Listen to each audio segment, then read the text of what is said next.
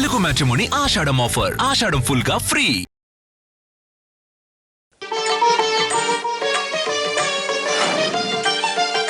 శ్రీరామ జయం. సంకటహర చతుర్థి వ్రతం, అలాగే సికింద్రాబాద్ ఉజ్జయిని మహంకాళి సన్నిధానంలో బోనాల సంబురాలు, గణపతిని ప్రార్థించడం, పార్వతీ పరమేశ్వరులను పూజించడం అన్నీ దేవతారాధనలో అంతర్భాగం. ప్రకృతిని పూజించడం ఆషాఢమాసానికే ప్రత్యేకం. గణపతి పూజలో కూడా మనం గమనించినట్లయితే చెరువులో ఉన్న మట్టి సేకరించి గణపతి ప్రతిమ సిద్ధం చేసి ఆ ప్రతిమను పూజించిన అనంతరం తిరిగి చెరువులోనే నిమజ్జనం చేస్తూ ఉంటాం. బోనాల సంబురాలలో కూడా మనం చూసినట్లయితే ఘటస్థాపన అన్న పేరిట 5 కుండలు లేక ఇత్తడి బిందెలలో ఒకదానిపైన ఒకటి పేర్చి ఆ అన్నింటిలో కూడా అంటే 5 మొదటి దానిలో మట్టి పృథివీ తత్వము, అలాగే అపహ రెండవ దానిలో నీరు, మూడవ దానిలో అగ్ని, 4వ దానిలో వాయువు, 5వ దానిలో ఆకాశం.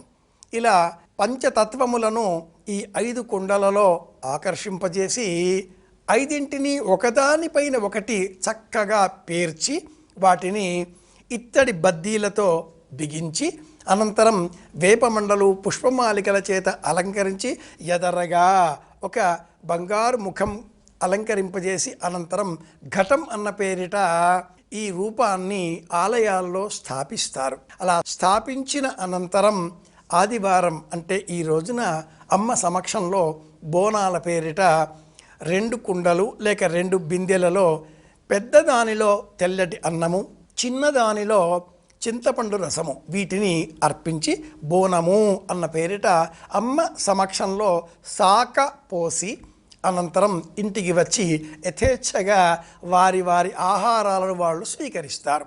ఇక్కడ కూడా ప్రకృతి ఆరాధననే ఉండడం ప్రత్యేకం. పసుపుని అలదుకోవడం ఇది ప్రకృతికి సంబంధించిన అంశం. మట్టిని అలదుకొని మగవారు స్నానాదికాదులు చేస్తే పసుపు రాచుకొని ఆడవారు స్నానం చేయాలి.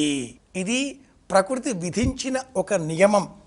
మృత్తికే హనమే పాపం యన్మయా దుష్కృతం కృతం అని వేద ప్రమాణం.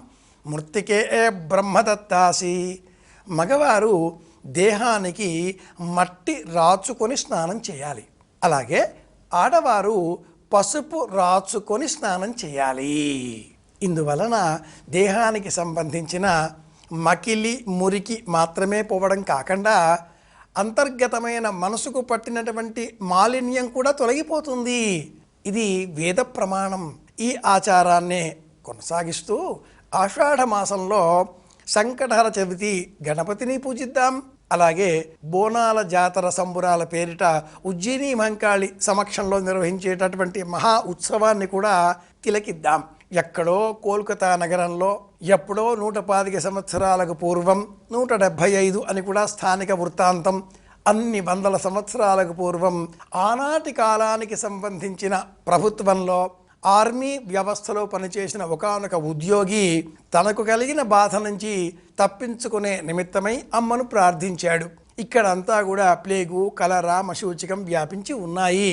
నా కుటుంబానికి ఈ వ్యాధులు రాకుండా నీవు రక్షించినట్లయితే తల్లి జగజ్జనని మహాకాళి, నీ రూపాన్ని మా ఇంటి నివాస స్థలంలో నేను ఏర్పాటు చేస్తాను.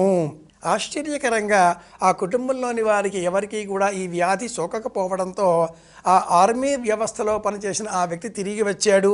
తన కుటుంబం రక్షింపబడడంతో ఊపిరి పీల్చుకున్నాడు. అమ్మకు ఆలయాన్ని నిర్మించాడు. అదే నేడు మనం చూస్తున్న సికింద్రాబాద్ ఉజ్జయిని మహంకాళి ఆలయం. ఆలయ సమీపంలో అమ్మవారిని దర్శనం చేసుకున్న శివసత్తులు, పోతరాజు వీరంగాలు, అలాగే బోనాల సమర్పణలు ఇవన్నీ కూడా చాలా ఆహ్లాదకరంగా ఆనందకరంగా ఉంటాయి. ఆషాఢ మాసంలో అమ్మను పూజించడం అంటే ప్రకృతిని పూజించడం అని అర్థం. గణపతిని పూజిద్దాం, అమ్మను పూజిద్దాం. తల్లి కొడుకులు వాళ్ళిద్దరూ, వారి అనుగ్రహం ఉంటే పరమేశ్వరు అనుగ్రహం మరింత సులభంగా మనకు లభిస్తుంది. ఈ సంకల్పంతో అమ్మ ఆరాధనతో శ్రీమాత్రే నమః అనే జపం చేస్తూ అందరి క్షేమము కోరుదాం. మళ్ళీ రేపు కలుసుకుందాం. శ్రీరామ జయం. శుభమస్తు. శ్రీమాత్రే నమః.